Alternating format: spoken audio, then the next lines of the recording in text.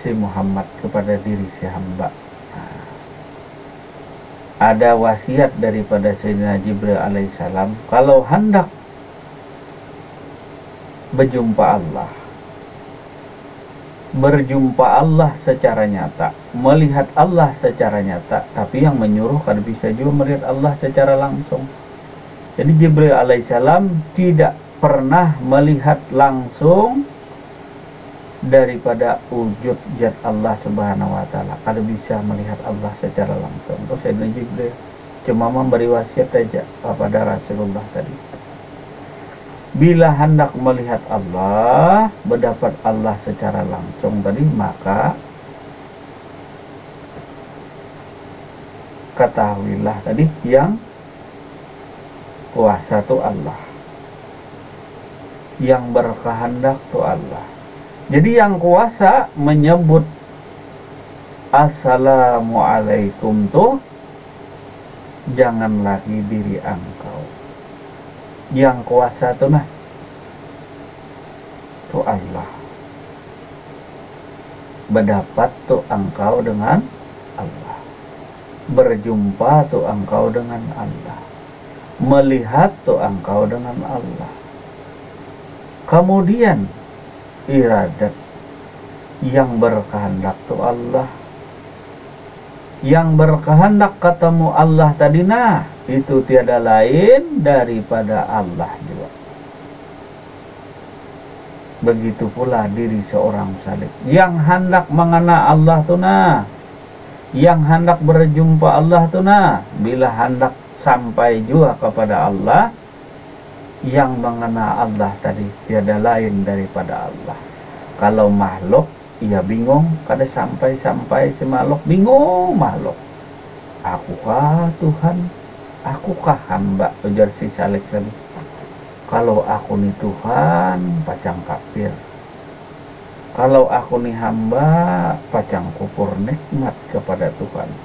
Sedangkan diri tadi adalah hayat. Hayat itu sifat Tuhan. Sifat Tuhan tadi tiada lain daripada zat. Zat tadi tiada lain daripada Allah. Maka bingunglah si salik ini tadi. Si salik ini meniti jalan menuju Allah ini bingung. Kalau aku kepada Tuhan kafir aku nih. Tapi ku pikir-pikir, ku pahami, ku jalani. Jalan tadi ialah mengenal diri tadi. Ternyata diriku ini adalah si hayat. Hayat itu tiada lain daripada sifat Allah. Sifat Allah tiada lain daripada zat Allah. Zat Allah tiada lain daripada Allah subhanahu wa ta'ala. Bingung aku ini katanya. Ataupun dia lagi cengang-cengang lagi kepada dirinya. Sebenarnya diri itu tadi adalah batang tubuh tadi, katanya adalah Nur Muhammad. Pandang kepada batang tubuh lahir, batang tubuh. Ini Nur Muhammad. Sebenarnya Nur Muhammad itu asalnya daripada zat Allah. Kalau zat Allah tiada lain daripada Allah, bingung pula. Yang mengaji ilmu ma'rifat tadi mau diakui diri Tuhan daripada zat Allah, daripada Allah kafir. Tidak diakui diri tadi kufur nikmat dengan Tuhan, karena diriku berasal daripada Allah. Inna lillah, sesungguhnya diriku ini berasal dari Allah. Lalu bingunglah diri tadi, lalu disebut tercengang-cengang ihram. Lalu ada istilah matikan dirimu sebelum mati. Jadi kalau hendak mendapat Tuhan tuh mati caranya. Matikan dirimu. Diri tadi dimatikan. Diri si makhluk tuh dimatikan. Tetapi sebelum mati duluan.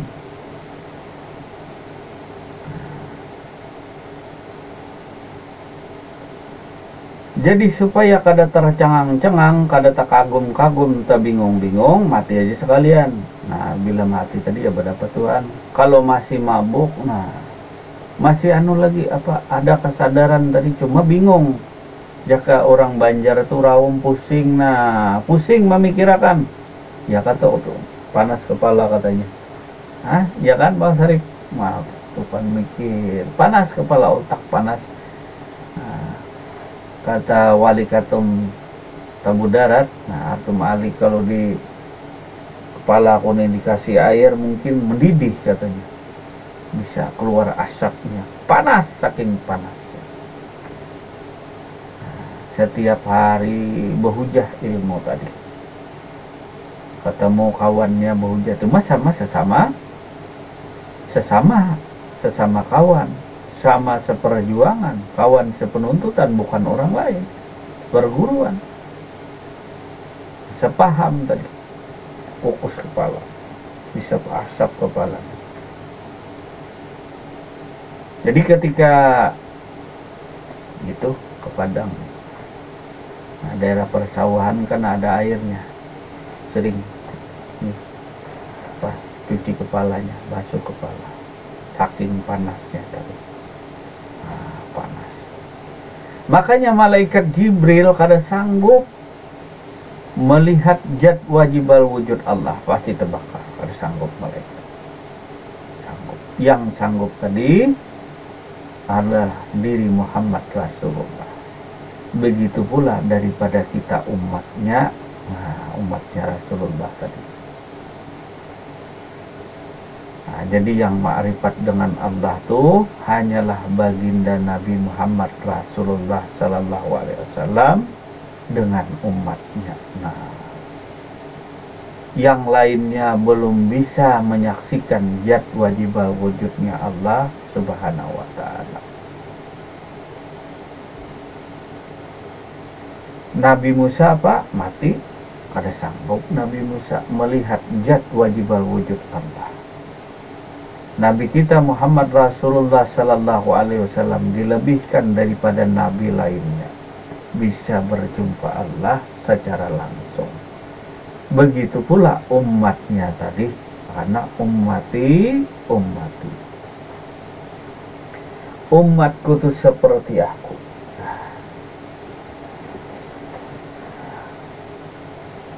Jadi kata baginda Nabi, umatku tuh seperti aku. Kalau aku berjumpa Allah, maka dia berjumpa Allah.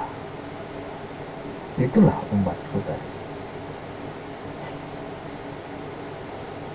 Maka Rasulullah Sallallahu Alaihi Wasallam menggambarkan perbandingan antara umatnya yang mengenal Allah Subhanahu Wa Taala dibanding dengan ahli ibadah sekalipun. Ahli ibadah itu agama lain, ahli ibadah juga. Agama lain, ahli ibadah. Pada zaman dulu tadi, ahli ibadah. Termasuk umatnya Nabi Muhammad Rasulullah SAW, ahli ibadah juga.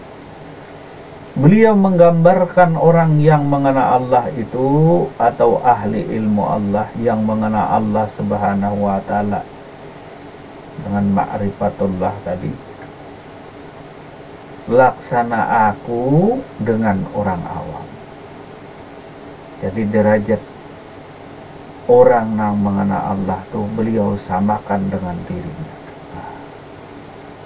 Beliau samakan dengan diri beliau tadi. Itu umat baginda Nabi Muhammad Rasulullah Sallallahu Alaihi Wasallam yang mengenal Allah Subhanahu Wa Taala.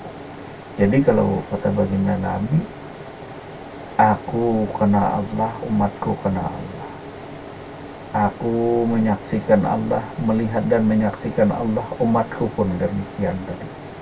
Karena umatku tuh seperti aku. Beda dengan para nabi dan rasul lain. Nah, Nabi Musa hendak melihat Tuhan kada sanggup, mati. Melihat, itulah umat Rasulullah Sallallahu Alaihi Wasallam dilebihkan daripada umat lainnya tadi.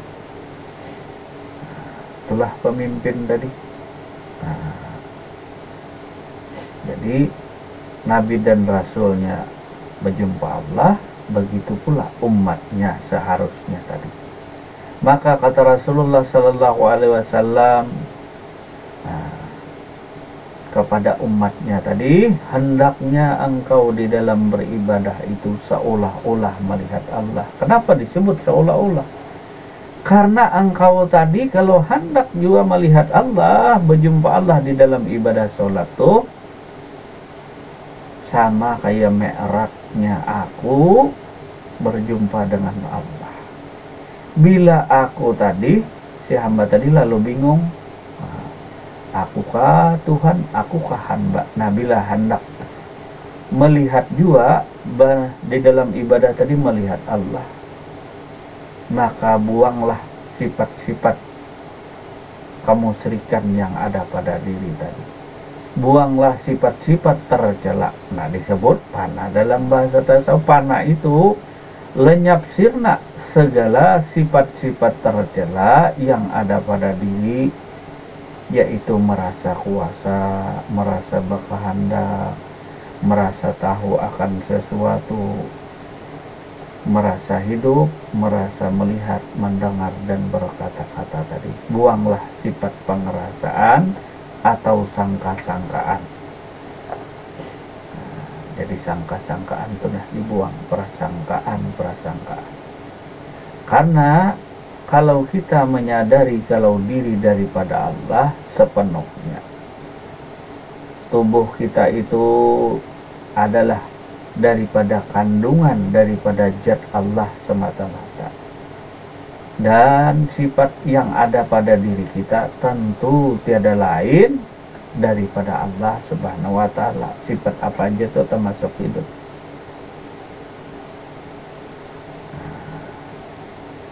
Jadi bersyukurlah engkau tadi dapat melihat dan menyaksikan Allah dalam setiap ibadah, karena Rasulullah Sallallahu Alaihi Wasallam menyuruh umatnya seperti itu. Tidak mungkin seorang nabi yang arif, yang bijaksana tadi, kalau menyuruh umatnya tadi kadada kemampuan. Artinya beliau menyuruh tentu sudah diperhitungkan kepada diri kita tadi. Kalau sebuah kayu yang besar kadang mungkin kita angkat, apa kita memerintahkan anak kita mengangkat kayu. Begitu pula seorang nabi, Nabiuna Muhammad Rasulullah Sallallahu Alaihi Wasallam tadi yang sayang cinta kasih kepada umatnya. Kalau aku dan Nabi melihat Allah, berjumpa Allah di dalam Isra dan Mi'raj, umatku ini di dalam sholatnya pun adalah berjumpa Allah Subhanahu wa Ta'ala, bahkan di setiap amal ibadah yang mereka lakukan. Nah, jadi kalau hendak seperti aku dan Nabi, ialah ilmu ma'rifat tadi, mengenal Allah Subhanahu wa Ta'ala. Derajatnya tadi sama seperti aku, cuma bukan Nabi dan Rasul sebutannya. Cuma bukan Nabi dan Rasul, sebutan aja. Cuma sama melihat dan menyaksikan Allah Subhanahu wa Ta'ala. Nah, kira-kira adakah yang kada hendak melihat menyaksikan Allah di dunia nih? Nunggu di akhirat kah? Nunggu dalam kubur kah? Itu untung-untungan. Makanya jangan dipikirkan napas yang akan datang. Amun juga sugih, amun juga kaya. Kalau dia sakit, kita stroke, mana tahu. Mikir-mikir nanti. Kapan nantinya? Tahun depan. Kalau tahun depan sudah kada bernapas lagi, nah itulah. Mumpung nyawa masih di kandung badan, kata orang tadi. Nah, rezeki yang di depan mata, ini yang dinikmati dulu. Nanti dulu mikirkan emas intan permata yang jauh di sana, yang di dalam bumi. Kada tahu lagi yang di depan mata. Ini dulu yang dinikmati, yang maujud ini dulu yang dimakan. mau urus yang jauh, apalagi hendak ini dan itu. Jadi berjumpa Allah dalam setiap ibadah itu lebih menggembirakan, lebih menyenangkan daripada hajatmu untuk masuk ke dalam surga. Belum tentu juga lagi. Karena yang dijamin masuk surga oleh Rasulullah siapa? Ada kan yang disebutkan Rasulullah, Abu Bakar, Umar, Utsman, Ali, dan lain sebagainya. Yang disebutkan oleh baginda itu yang dijamin. Kalau yang lain ahli ibadah belum dijamin. Siapa-siapa yang tidak disebutkan Rasulullah tidak dijamin. Yang dijamin itu yang disebutkan beliau. Seperti Abu Bakar, Umar, Utsman, siapa-siapa yang disebut Rasulullah itu pasti dijamin surga. Kalau yang ahli ibadah dan lainnya tidak dijamin akan surga.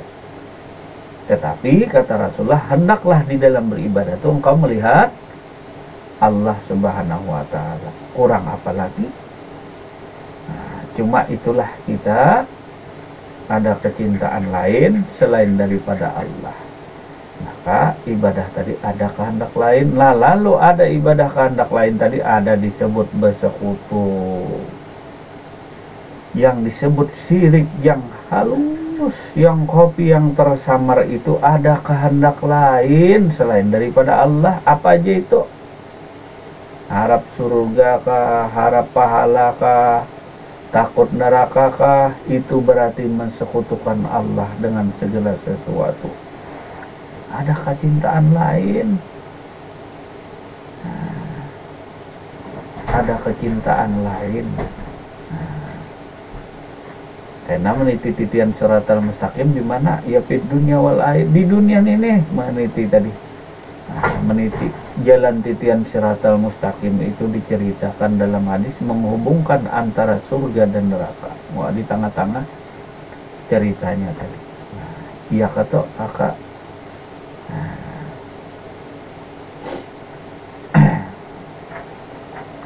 Jadi titian siratal mustaqim tadi meniti jalan seorang salik menuju Allah Subhanahu wa ta'ala. Sampai kah salik ini undur kah?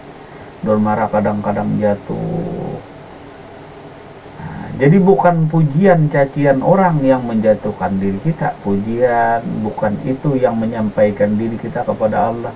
Bukan cacian itu yang menjatuhkan kita kepada, tapi daripada Allah Subhanahu wa ta'ala juga. Gigihkah kita berjuang padakah di jalan Allah tadi.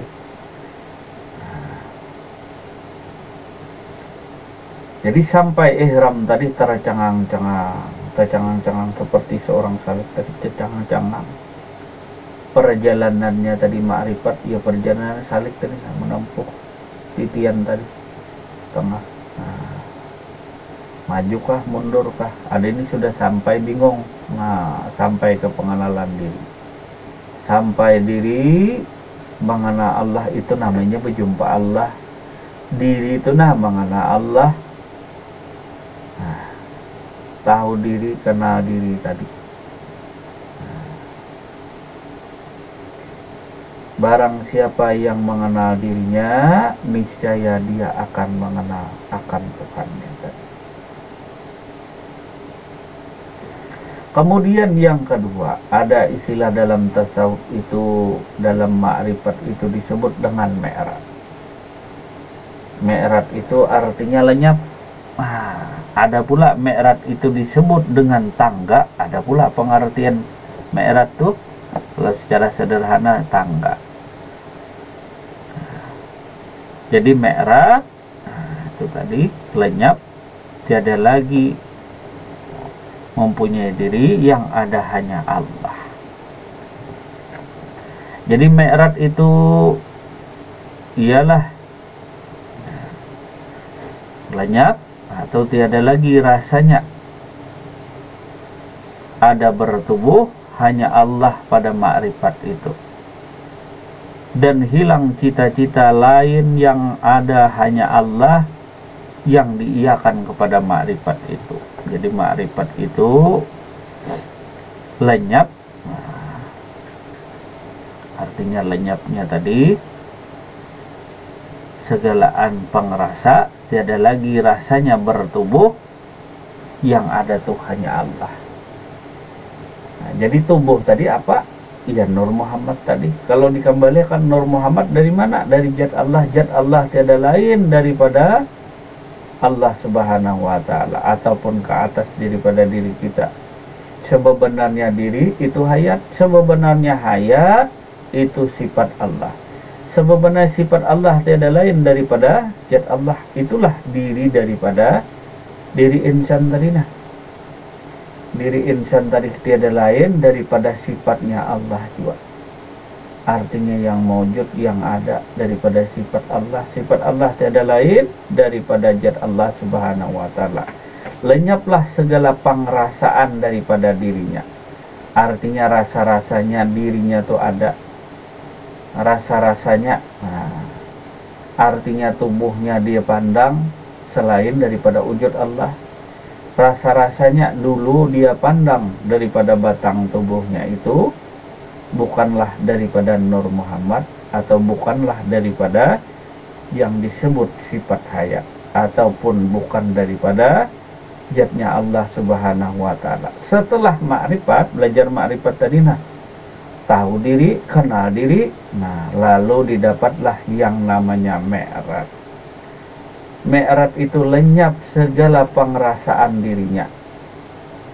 Pengrasaan, ada rasa-rasa. Nah, maka jangan batuhan pengrasa, dibuang pengrasa tadi. Buang pengrasa. Misalnya rasa. Nah, rasa garam dengan air laut apakah beda? Tentu tidak beda. Walaupun bentuk dan rupanya garam dan laut berbeda, cuma rasanya itu tidak ada beda. Rasa garam itulah rasa air laut. Oh, yang benar. Jadi bila garam itu rasanya harus air laut, rasanya harus asin. Jadi sebenarnya air laut itu rasanya asin. Sebenarnya garam itu pun tiada lain daripada asin juga. Nah, inilah yang disebut tiada lagi rasanya bertubuh, tiada lagi artinya rasa lain. Tubuh si garam itu nah laut seutuhnya, atau tubuh si manusia tadi, si diri insan tuh sepenuhnya adalah daripada wujud zat Allah juga. Ini disebut mi'raj. Nah, ini bertamu kata istilah tadi mi'raj as-salatu mi'rajul mu'min. Mi'raj salat itu adalah mi'rajnya orang mukmin, pertemuan orang mukmin. Sedangkan orang ma'rifat tadi, orang saleh tadi berjumpanya di perkenalannya dengan Allah Subhanahu wa Ta'ala. Jadi seorang saleh tadi perjumpaannya dalam suluknya menuju Allah tadi di dalam ma'rifatnya tadi. Perkenalan kepada diri. Dia perhatikan, dia lihat dan rasakan pada diri si garam, pandang pada diri, ia tubuh. Namun rasanya adalah rasa daripada asin. Dari asin tadi mewakili daripada rasa si garam. Nah, jadi diri si garam pun seutuhnya daripada air sebenarnya. Dirinya tadi maka disebut dia. Nah, jadi diri insan itu bertubuh Allah, bertubuh lahir dan batin. Insan tadilah menjadi rahasia. Rahasia apa? Rahasia hu dan Allah. Tadi hu-nya adalah Muhammad. Nah, rahasia Allah dan Muhammad itulah daripada diri insan. Maka mi'raj itu tiada lagi rasanya ada bertubuh, yang ada hanya Allah pada ma'rifatnya itu. Ini hanya dalam pengenalannya itu Allah aja lagi. Nah, Allah aja lagi. Atau kemarin apa, es batu. Nah, lalu memandang kepada dirinya air semata. Walaupun air berbentuk berupa, nah, air aja semata. Artinya memandang kepada tubuh tadi, rasanya itu kada ada bertubuh banyu aja. Emang air es batu tadi tubuhnya banyu, di luar banyu, di dalam banyu. Begitu pula diri manusia, di luar tubuh zat Allah, di dalam batang tubuh zat Allah, sepenuhnya dirinya tuh dipenuhi oleh zat Allah Subhanahu wa taala. Nah, sepenuhnya dirinya, maka disebut alam. Maka diri kita itu disebut alam. Alam tadi dipenuhi oleh zat Allah, artinya diri daripada manusia tadi, diri daripada insan dipenuhi zat Allah. Nah, inilah batang tubuh si manusia tadi, karena dimesrai oleh Allah, dimesrai oleh zat Allah tadi, maka ini yang namanya bisa kekal, kada bisa rusak. Pananya segala pengerasaan, pengakuan daripada diri si manusia tadi, mengakui datang atau adanya diri daripada selain daripada zat Allah, dibuangnya sangka-sangkaan tadi. Inilah akhirnya terbit daripada sifat baka. Jadi baka itu ada ketika fana tiada. Nah, jadi bila tiada sifat-sifat tercela tadi, maka timbullah sifat mulia. Jadi baka itu adanya dengan sendirinya tadi atau sifatnya sedia.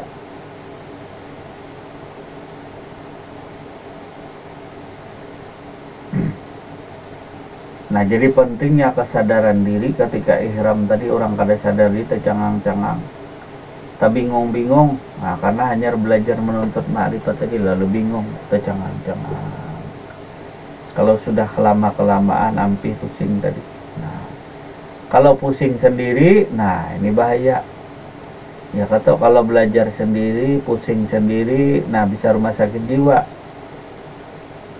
Ya kah kalau pusing sendiri, bertanya tak ada jawaban. Nah, yang ditanya buku, yang ditanya kitab. Nah, kalau ditanya belajar jadi malaikat nungkar nanti, marabbuka, wahai buku siapa Tuhan engkau? Aku kan tahu dia buku. Nah, karena buku tadi bercerita tentang Tuhan, lalu ditanyanya siapa Tuhan sebenarnya, wahai buku. Mana buku bisa bicara? Buku ditanya, kitab ditanya, mana dia bisa bicara?